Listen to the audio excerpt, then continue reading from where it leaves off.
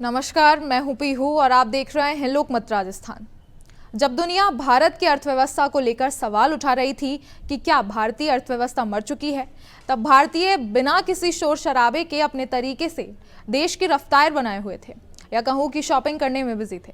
फिर चाहे वो धनतेरस पर चांदी की बम्पर खरीद हो, दिवाली पर 65,000 करोड़ का व्यापार हो, या टाटा मोटर्स की 1 लाख से ज्यादा कारों और एसयूवी की बिक्री हो, ये सब बताता है कि भारत की अर्थव्यवस्था जिंदा है। बस भारतीय विनम्र हैं। भारतीय दिखावा नहीं करते, लेकिन जब वक्त आता है तो उसका उत्साह, भरोसा और खर्च पूरी दुनिया को हैरान कर देता है। इसी के साथ आपको बता दें कि अब शादियों का सीजन भी आने वाला है और भारत में विवाह उद्योग का कुल मूल्य लगभग $130 बिलियन यानी कि 10 लाख करोड़ का है, जो इसे खाद्य और किराना बाजार के बाद में भारत का दूसरा सबसे बड़ा उद्योग बनाता है। यह अनुमानित मूल्य हर साल होने वाली 80 लाख से 1 करोड़ शादियों से आता है और इसके चलते अकेले राजस्थान में 3.5 लाख शादियों से 3 लाख करोड़ का कारोबार होता है। भारत की अर्थव्यवस्था के बारे में अक्सर ये कहा जाता है कि ये कंज्यूमर बेस्ड है, यानी कि इसका दिल भारत की जनता है और इस दिल की धड़कन तब सबसे ज्यादा सुनाई देती है जब त्योहारी मौसम और शादियों का सीजन दोनों साथ आते हैं।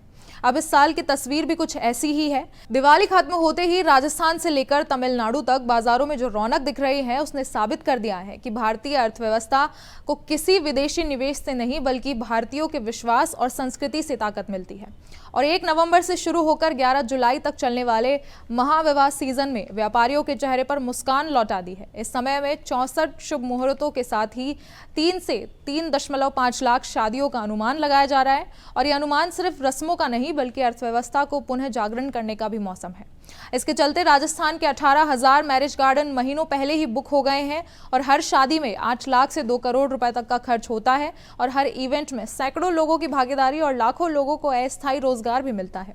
और ये सब मिलकर प्रदेश की अर्थव्यवस्था में लगभग 3 लाख करोड़ रुपए डालने जा रहे हैं। हलवाई, केटर्स, बैंड बाजा, tent house, florist, trailers, hotelier और ट्रांसपोर्ट, सबकी जेबें गुलजार हैं। सरकार के अनुसार पिछले साल के मुकाबले इस बार जीएसटी कलेक्शन में 8% की अतिरिक्त वृद्धि देखने को मिली थी और इस बार यह आंकड़ा और आगे जा सकता है।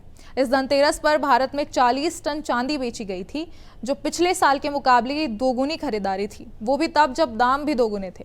दुनिया भर के मार्केट में औसतन जितनी चांदी एक दिन में खरीदी जाती है, भारतीयों ने उसका 450% एक ही दिन में खरीद लिया था, जिसका परिणाम था कि लंदन के बैंकों और ट्रेडिंग हब्स में चांदी का स्टॉक लगभग खत्म हो गया और भारत की सबसे बड़ी रिफाइनरी एमएमटीसी का स्टॉक 0 पर पहुंच गया था।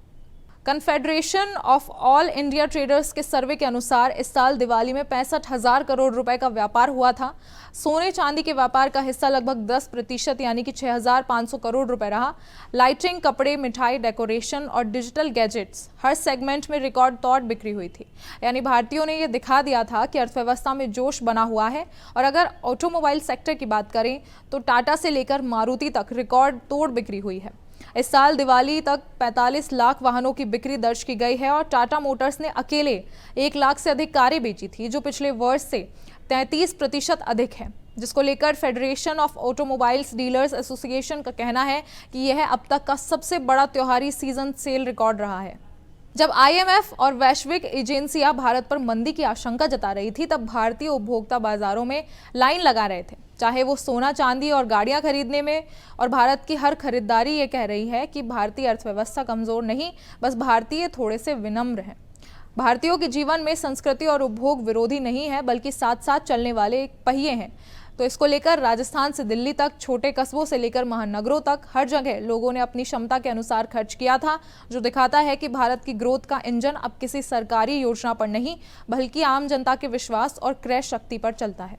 ऐसी और खबरों और अपडेट्स के लिए बने रहें लोकमत राजस्थान के साथ।